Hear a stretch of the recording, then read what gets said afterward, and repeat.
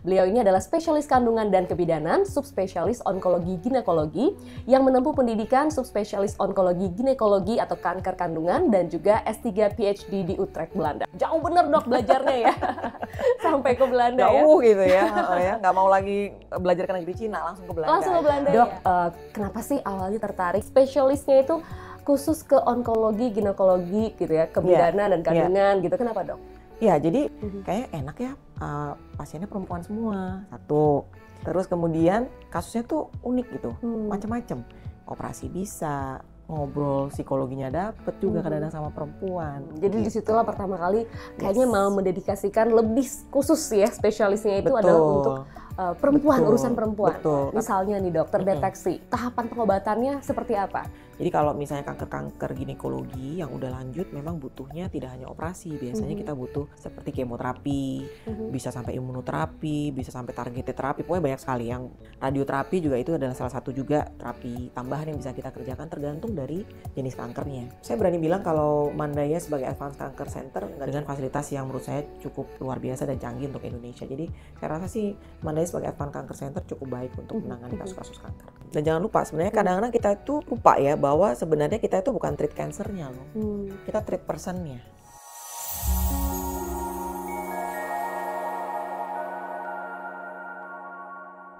Halo Moma, Moms of Mandaya Podcast. Hari ini kita akan membahas segala hal seputar kesehatan wanita, ibu dan juga anak.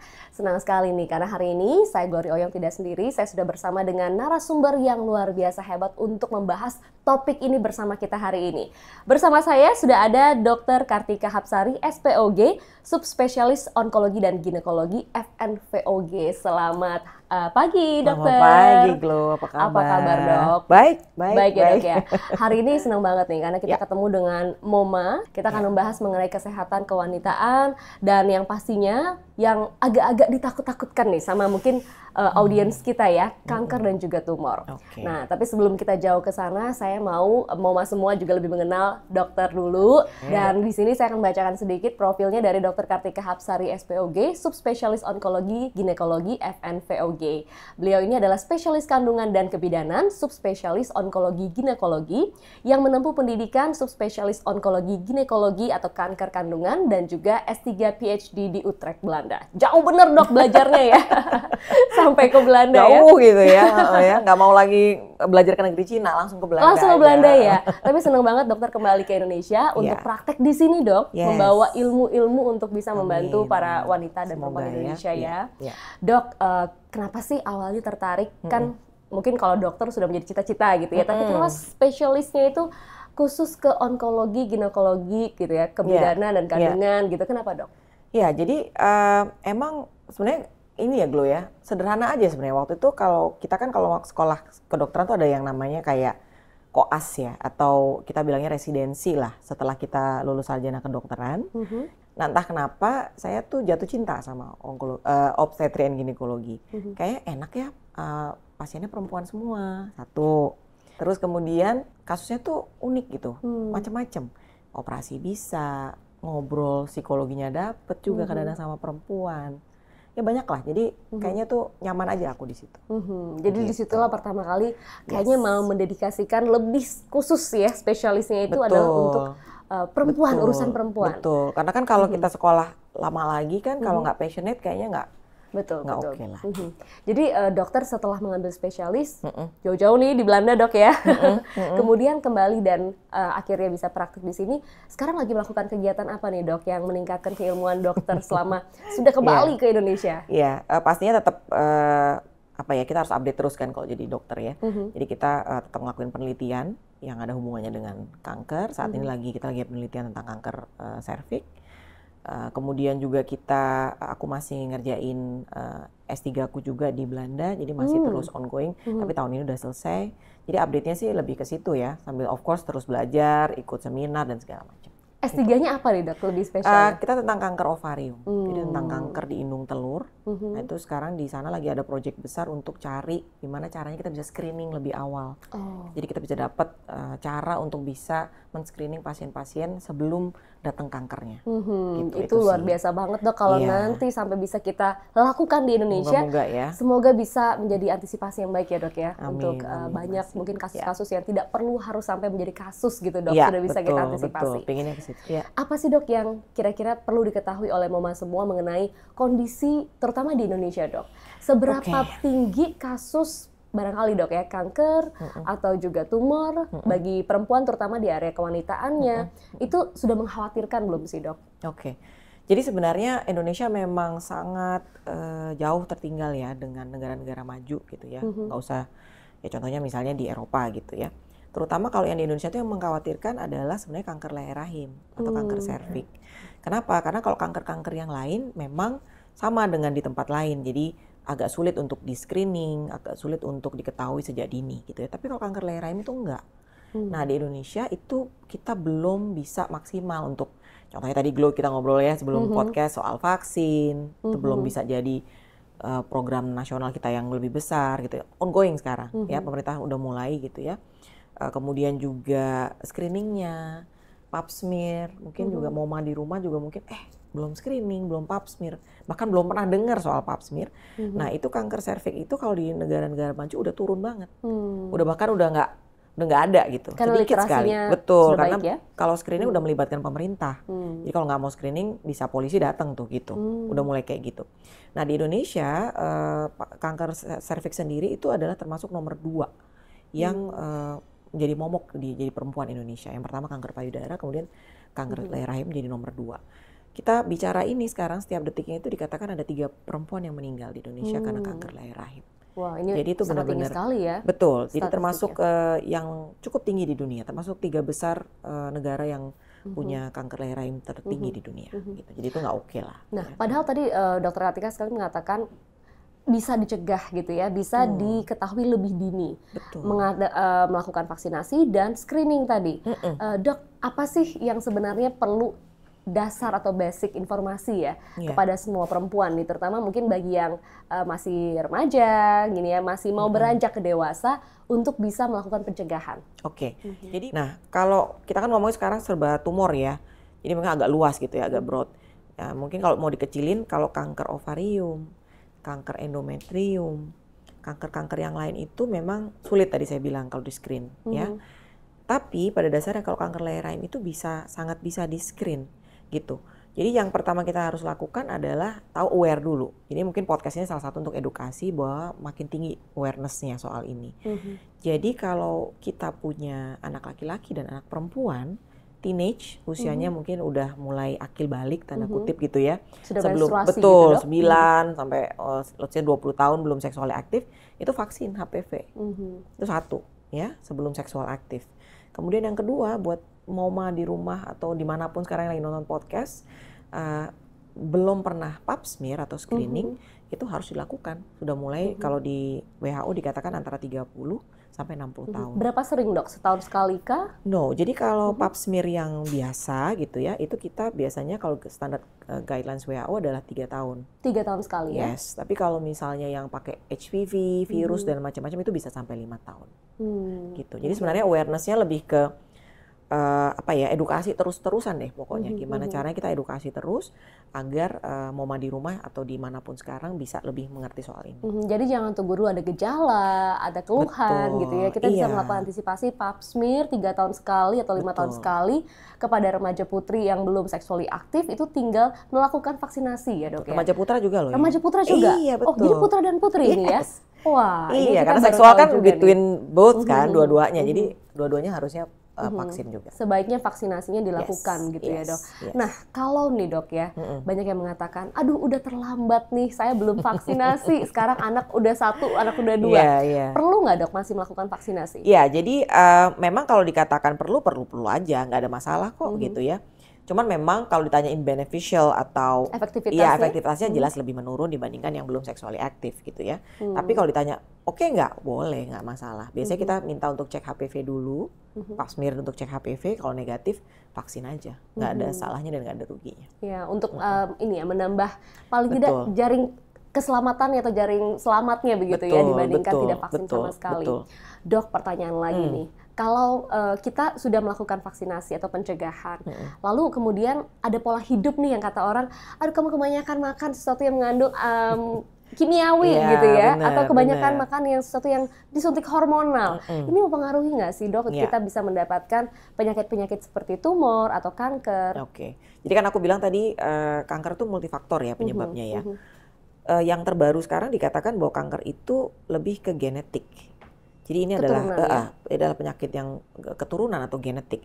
Jadi sebenarnya kalau dikatakan apakah semuanya karena dari makanan, well bisa iya bisa enggak, meskipun memang secara evidence based tidak menunjukkan ke arah situ gitu ya. Lebih ke antara ras, genetik, kemudian multifaktor seperti misalnya kita merokok, ya kan, lifestyle-nya kita agak-agak kurang olahraga ya. Tentu saja diet akan berpengaruh pastinya, tapi ya sekarang nggak mungkin kan kita terhindar dari makanan yang nggak kimiawi, itu pasti ada lah ya kan. Jadi prinsipnya ya tetap hidup sehat, makannya ya dijaga real food kalau bisa, sebisa mungkin real food.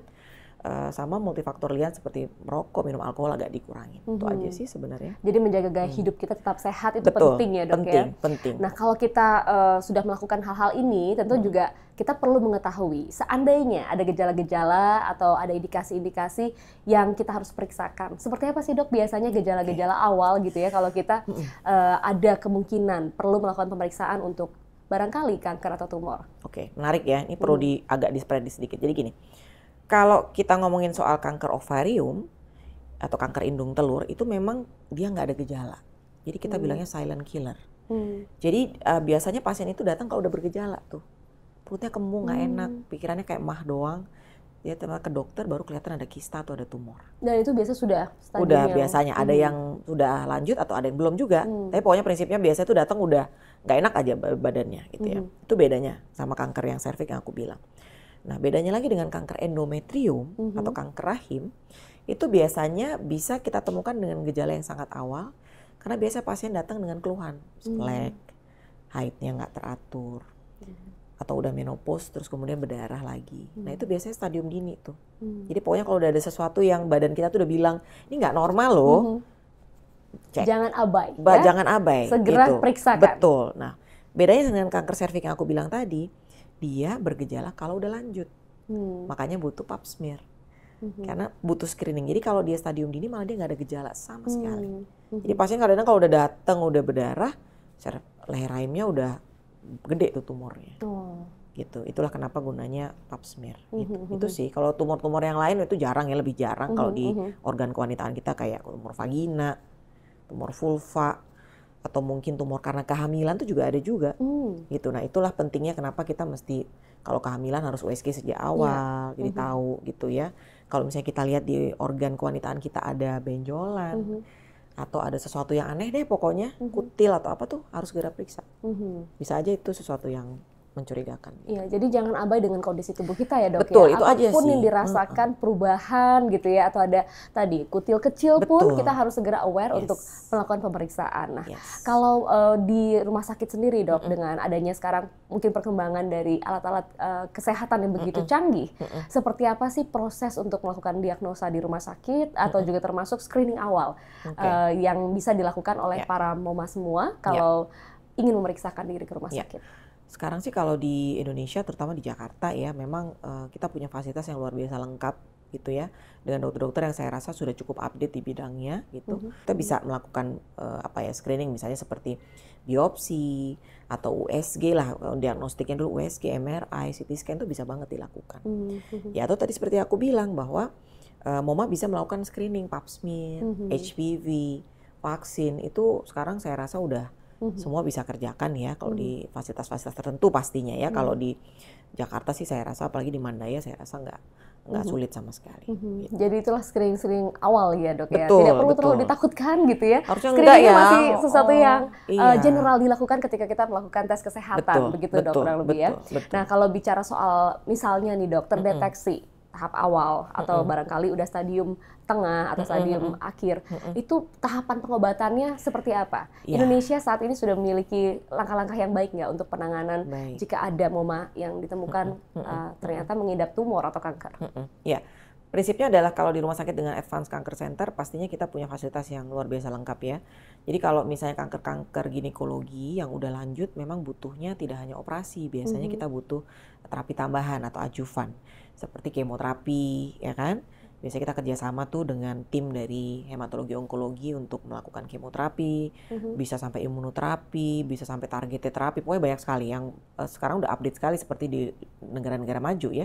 Radioterapi juga itu adalah salah satu juga terapi tambahan yang bisa kita kerjakan tergantung dari jenis kankernya gitu. Jadi memang butuh rumah sakit yang komitmennya sangat kuat ya di kanker ini karena memang penyakit ini nggak bisa sendiri tuh Glo. Jadi aku nggak bisa tuh ngobatin sendiri, kita ada tim biasanya untuk mengobati kanker. Jadi memang MOMA di rumah kalau misalnya punya keluarga atau punya apa ya atau dirinya sendiri mungkin menderita kanker memang harus mencari rumah sakit dengan kanker center yang memang lengkap ya. Betul. Karena barangkali pengobatan kanker ada kemudian efeknya ke kesehatan yang lain semua, dan harus ditangani juga. Jadi harus ada komitmen lengkap dan tim ya Dok ya untuk menangani ini. Dan jangan lupa sebenarnya kadang-kadang kita itu lupa ya bahwa sebenarnya kita itu bukan treat cancernya loh, kita treat personnya.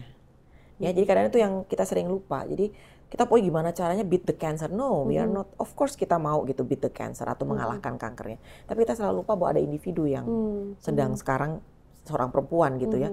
Nah kita lupa psikologisnya. Nah itu yang sebenarnya satu tim itu juga harus sangat kuat di situ. Iya, jadi dalam proses itu semangatnya tetap harus dibangun ya Dok ya, untuk bisa sembuh gitu ya, kembali sehat dan lain sebagainya. Keluarga mensupport juga. Wow, ini tentu nggak cuma satu aja single dokter ya, tapi harus ada tim untuk mengobati ini. Dok, tadi kita sudah bicara soal gimana sih mendeteksi awal gitu ya, terus pengobatan seperti apa yang disediakan di rumah sakit di Indonesia, utamanya juga di Rumah Sakit Mandaya. Lalu kita juga jangan khawatir karena ada tim juga yang lengkap untuk mensupport ini. Tapi kalau kita ingin melakukan pencegahan yang lebih baik gitu ya Dok ya, meskipun tadi dikatakan bahwa cancer itu barangkali genetik juga, tapi pasti ada langkah-langkah juga yang bisa kita lakukan untuk mengurangi risiko Dok, kita terkena cancer. Seandainya dalam garis keluarga kita sudah ada yang tadinya terkena cancer, barangkali dari garis ibu gitu ya, biasanya kan lebih kuat. Nah seperti apa sih Dok langkah-langkah yang kita bisa lakukan? Jadi menariknya sekarang kalau di negara maju itu mereka benar-benar sangat care soal melihat ya, kalau Glo tahu soal Angelina Jolie, ya kita tahu dia di tahun 90-an ada namanya Angelina Jolie effect gitu ya. Jadi kalau misalnya kita punya pasien dengan cancer, apalagi kita tahu nih kankernya menurun kayak kanker payudara, kanker endometrium, kanker ovarium itu genetik ya. Kalau kanker serviks sayangnya enggak ya, dia harus screening, itu bedanya. Nah kalau misalnya ada, itu biasanya kita cek, tawarin mutasi gen, kita tawarkan mau nggak cek genomnya. Lihat ada mutasi nggak dia di gen-gen tertentu. Nah kalau ternyata positif, selain mempengaruhi treatmentnya ternyata juga ternyata berpengaruh dengan keturunannya, terutama yang perempuan gitu ya. Jadi misalnya ibunya kena nih kanker endometrium, itu ada yang namanya Lynch syndrome. Jadi dia bisa berpengaruh ke kanker usus besar, kanker payudara, kanker endometrium. Nah itu anak-anaknya dicek. Nah kalau di sana, kalau misalnya udah ketahuan ternyata anak-anaknya juga positif, biasanya ditawarin kalau udah umur 40 angkat aja sebelum jadi cancer, gitu ya. Jadi sebelum jadi cancer, take it out. Nah itu yang sekarang aku bisa bilang bahwa itu salah satu cara untuk melakukan pencegahan jauh lebih mundur lagi sebelum kena kanker.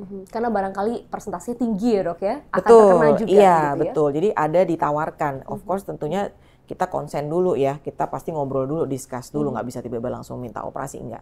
Kalau keluarganya nggak mau ya itu pilihan gitu, tapi biasanya kita ngobrol dulu. Kalau nggak mau boleh, tapi ya memang harus dijaga banget. Dijaga banget meskipun kita nggak bisa menjamin 100%. Tapi kalaupun mau kita tawarkan biasanya di atas 40 tahun kita angkat ovarium atau rahimnya, tergantung dari tipe kankernya. Jadi itu sekarang sudah menjadi opsi juga yang perlu dipikirkan ya Dok ya, apalagi kalau di keluarga kita, di lain keluarga kita itu jelas sudah ada riwayat yang mengalami kanker barangkali. Kalau berturut-turut ya. Berturut-turut. Ada ibu, neneknya, ibunya gitu ya. Tante, itu dia. Oke. Nah Dok, kalau kembali lagi kita lihat ya Dok ya dari garis keturunan, terus ini berarti ada bakat gitu ya dok ya, atau ada gennya yang masih tidur barangkali belum diganggu-ganggu gitu ya, atau kalau misalnya ada trigger bisa muncul atau bisa berkembang gitu. Nah gimana nih dok kita untuk bisa tahu ya bahwa ini ada risiko untuk bisa bangun nih sel-sel kankernya gitu ya, sehingga kita harus menghindari hal-hal seperti apa. Misalnya dulu tadi dokter mengatakan real food gitu ya, jangan processed food misalnya. Nah, ada nggak sih dok hal-hal yang bisa men-trigger sel kanker ini yang tadinya tidur barangkali menjadi aktif gitu? Ya memang sampai sekarang kita nggak tahu ya apa yang bisa men-trigger, misalnya satu punya mutasi ini, satu lagi punya, ternyata satunya nggak tidur tapi satunya bangun gitu. Itu kita nggak tahu sampai sekarang. Karena saya bilang tadi multifaktor. Jadi kalau misalnya diikutin gitu ya, satunya ngerokok, satunya enggak. Tapi kok yang kena malah yang enggak gitu. Padahal udah hidup sehat, misalnya udah rajin olahraga. Jadi ya memang yang kita bisa usahakan sekarang adalah ya hidup dengan sehat gitu ya. Meskipun memang tidak ada jaminan 100%. Tapi kalau misalnya tadi Glo tanya, ya memang selalu kita bilang untuk menghindari rokok, jangan terlalu banyak anaknya, ya kan itu mengaruhi kesehatan reproduksi juga. Ya dong. Batasannya berapa dok? Banyak itu? Ya, kalau keluarga berencana sih 2 ya, gitu ya. Meskipun nggak ada evidence base atau pengetahuan medis khusus untuk bilang banyak itu nggak boleh lebih dari 4 misalnya gitu, itu nggak ada. Cuma memang kita bilang kalau multigravid atau banyak anak tuh kalau 6 ke atas, itu baru kita bilang terlalu too much gitu multigravid, jadi di atas 6 ya. Nah, tapi itu termasuk salah satu faktor resiko tuh. Kemudian ya penggunaan obat-obatan yang tidak sesuai dengan aturan dokter misalnya. Kemudian makan makanan yang ya kita tahu itu tidak sehat, atau processed food yang terlalu banyak, junk food dan lain-lain. Ya, itu memang salah satu banyak faktor yang kalau kamu udah punya bakat itu bisa men-trigger. Men-trigger, betul. Sama kalau misalnya kita punya keturunan diabetes misalnya. Udah tahu kan bapak ibunya nenek semua diabetes gitu, terus kita masih kayak nyemil lah, makannya masih yang tengah malam lah, olahraga ogah-ogahan, ya itu pasti akan mempercepat kamu dapat diabetesnya gitu. Itu yang katanya orang cari penyakit gitu ya. Penyakit itu jangan dicari ya. Jangan dicari ya, dihindari ya. Dok, kalau kita bicara hal yang lain nih, menarik juga kalau pengalaman dokter selama ini praktek, ada nggak sih kasus-kasus yang unik atau kasus-kasus yang langka yang ditemukan? Karena saya itu kebetulan lama di sana ya, jadi memang waktu saya pulang tuh memang sedih sih mungkin ya. Jadi kayak datang tuh banyak pasien tuh kalau di Indonesia terutama datangnya di late stage, jadi benar-benar udah di stadium yang lanjut gitu karena keterbatasan ekonomi atau mungkin juga kadang-kadang ketidaktahuan gitu ya, mungkin takut biasanya takut kalau ditanya kenapa takut gitu ya. Yang sekarang saya lihat lebih cenderung lebih banyak yang berusianya masih reproduktif atau muda. Kalau dulu kan mungkin kayaknya kalau kanker tuh seolah-olah udah tua gitu ya, kayak udah umur 50 ternyata enggak. Sekarang makin banyak tuh yang muda. I don't know apa karena memang pergeseran gaya hidup ya. Tapi yang jelas sekarang yang unik dan menarik saya lihat rata-rata tuh banyak yang di usia yang muda. Dan itu terjadi juga di negara maju. Nah, itu yang mesti kita harus aware sih sekarang ya, makin aware, makin screening, mungkin seksualnya juga makin maju gitu ya. Yang biasanya dulu mungkin enggak, sekarang mungkin lebih maju usianya. Nah, itu screeningnya harus lebih bagus sih. Itu aja. Ada pengaruh nggak dok? Kadang-kadang kita punya remaja putri ya yang mungkin mengalami menstruasi lebih awal dibandingkan usia teman-temannya. Betul. Di usia 9 tahun, 10 tahun. Betul. Nah, itu pengaruh nggak sih dok untuk ada lebih tinggi resiko terkena kanker? Sebenarnya sih kalau dari kanker endometrium atau kanker ovarium enggak ya, itu enggak ada pengaruhnya. Cuma mungkin kalau hubungin dengan seksual aktif tadi yang saya bilang, makin kita menarche-nya atau usia menstruasi lebih dini kan pasti akil baliknya lebih cepat ya. Ketertarikan dengan lawan jenis pasti lebih dini. Nah, itu kita berarti pengetahuan seksualnya harus mulai juga lebih dini lagi biar dia ngerti gitu kan. Nah, orang tua juga harus tahu soal itu. Vaksinasi tadi yang saya bilang. Jadi untuk sebelum putra-putrinya Moma dapat dekat dengan lawan jenis, paling nggak sudah terprotek itu sih. Sudah mengetahui ya, sudah ada literasi paling tidak tindakan-tindakan dewasa gitu ya, itu ada konsekuensi seperti apa dan bagaimana menjaga terutama kesehatan organ kewanitaan. Itu gitu paling ya. penting sih. Kadang-kadang kita tuh ngertinya soal pengetahuan seksual tuh bukan cuman kayak kalau begini hamil gitu, enggak ya, tapi gimana caranya merawat alat seksualitasnya, kebersihannya, Kan kalau dulu kan kita taunya kalau anak kecil nggak boleh dipegang mana itu banyak sekali sebenarnya edukasi seks tuh nggak cuma itu. Gitu dan rasanya tidak tabu untuk dibicarakan dari sisi kesehatan ya dok ya. Betul. Untuk sebagai literasi kepada anak-anak sedini mungkin, apalagi di usia remaja ya dok. Betul. Dan itu tugas ayah dan ibu kan sebenarnya, nggak cuma tugas mama aja tapi popanya juga nih. Gitu. Para dads ya. Iya dong, harus ya kan. Harus terlibat juga. Betul. Nah dok, tadi bicara soal usia yang semakin dini, kemudian kalau ditemukan ada kasus-kasus di Indonesia yang sudah terlambat gitu ya. Kita kembali mau mengedukasi nih para mama semua di rumah untuk tadi ya, kita ulangi lagi dok boleh ya. Sedini mungkin melakukan deteksi ya dengan rutin melakukan pap smear, kemudian tes dan kalau bisa divaksinasi. Nah bicara soal vaksinasi ini boleh cerita lebih lengkap nggak dok?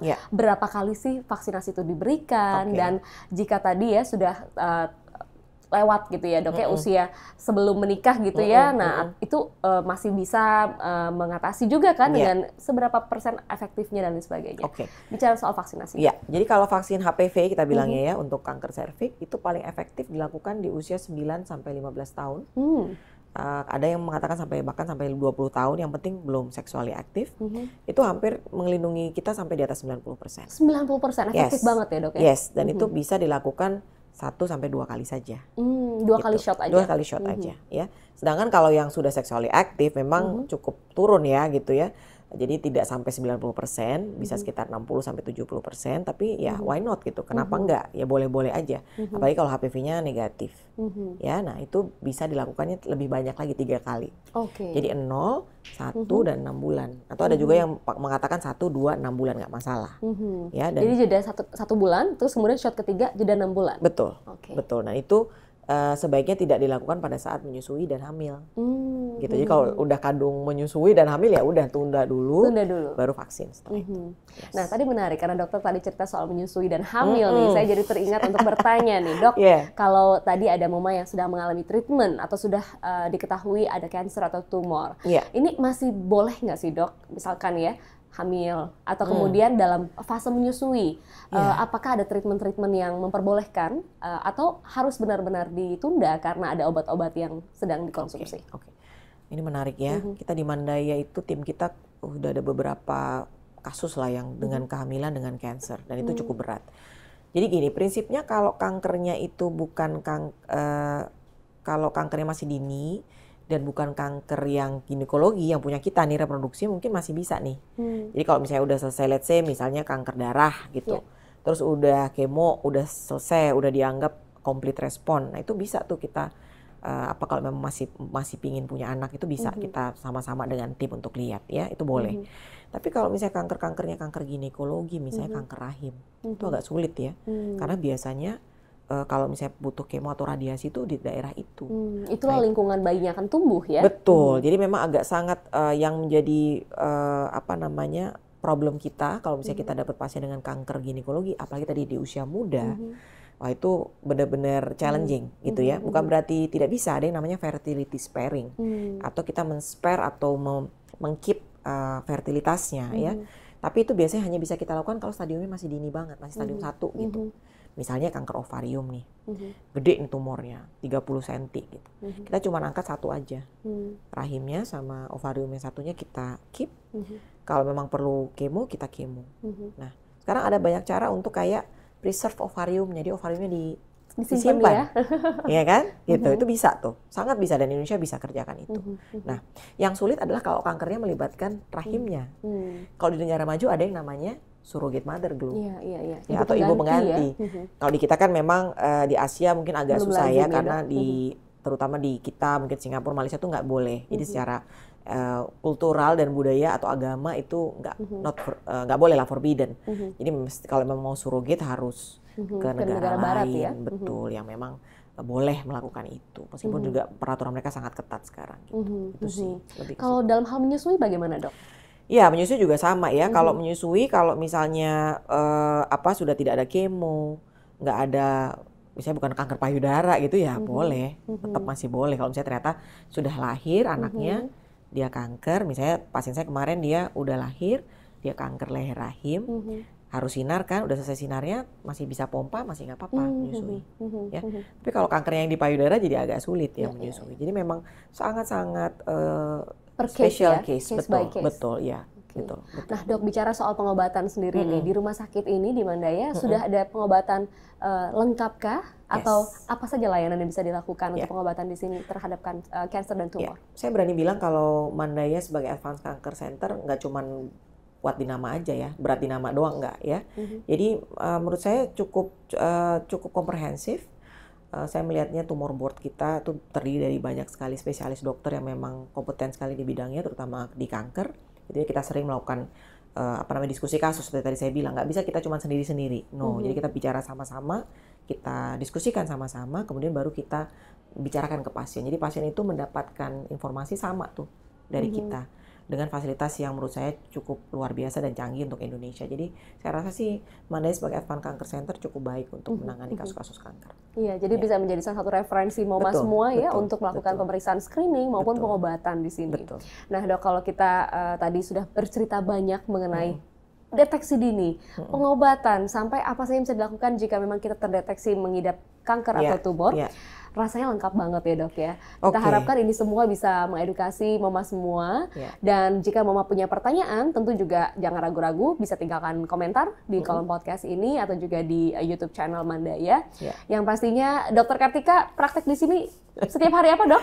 Aku setiap hari Senin sama Rebu ya, tapi nanti bisa kontak aja sama Mandaya untuk tahu. Jadi bisa ketemu Dr. Kartika untuk ngobrol lebih dalam, karena saya rasanya kalau cuma untuk 30 menit ini nggak habis-habis bahan kita untuk bicara. Dokter punya advice nggak terakhir, pesan terutama untuk MoMA semua yang sangat berkaitan juga dengan topik kita hari ini nih dok, soal kesehatan alat reproduksi terutama untuk mencegah kanker tumor di Indonesia. Ini posisinya harus agak aku geser dikit ya biar serius ya. Buat MoMA semua ya dimanapun berada sekarang, saya selalu kasih advice sama seluruh MoMA bahwa jangan takut untuk memperhatikan diri kita. Sebagai perempuan kadang-kadang kita tuh sebagai istri, ibu selalu menomorduakan diri kita. Ya, jadi selalu gitu ya Glo. Jadi yang pertama tuh pasti anak, kemudian keluarga, pokoknya duluan baru kita. Itu terbalik. Seperti kita kalau lagi di pesawat pakai masker, yang pakai duluan adalah kita dulu baru tolong yang lain. Sama. Jadi sebagai perempuan kita harus sehat dulu. Kalau kita udah sehat, payungnya kuat, baru semua keluarga kita bisa terjamin dengan baik. Jadi saya selalu advice untuk tetap perhatikan kesehatan kita dahulu, jangan lupa screening. Kalau rajin vaksin anaknya, vaksin dirinya dulu ya. Jadi apapun badan kita keluhannya apa, jangan takut untuk ke dokter untuk tahu. Gitu aja. Terima kasih Dr. Kartika. Dan yang pasti tadi ya, jangan lupakan put yourself as a priority untuk utamakan diri kita dan kita dapat melindungi keluarga kita kemudian. Terima kasih sekali lagi Dr. Kartika Hapsari sudah hari ini berbagi bersama kita semua di sini. Jangan bosan ya dok ya untuk saya undang ngobrol-ngobrol lagi. Dan yang pastinya terima kasih juga buat semua MoMA yang sudah menyaksikan hari ini di topik kita bagaimana kita mengetahui lebih banyak mengenai kesehatan organ reproduksi kita, mencegah tumor dan kanker, dan bagaimana juga kita bisa mengobatinya jika kita sudah mengidap tumor dan kanker. Jadi sampai bertemu lagi di sesi berikutnya dalam Hello MoMA Podcast. Keep healthy, keep happy, and keep amazing, moms. Bye! Bye-bye!